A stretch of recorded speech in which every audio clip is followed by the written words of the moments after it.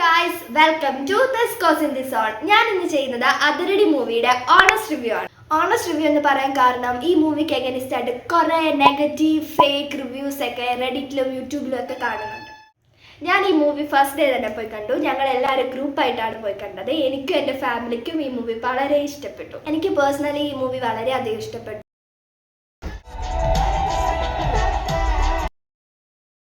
ഞാൻ കണ്ട തിയേറ്ററിൽ എല്ലാവരും ഫാമിലി ആയിട്ടായിരുന്നു വന്നത്. അവരെല്ലാവരും നല്ല രീതിയിൽ വൈബ് ചെയ്യുന്നുണ്ടായിരുന്നു, എൻജോയ് ചെയ്യുന്നുണ്ടായിരുന്നു.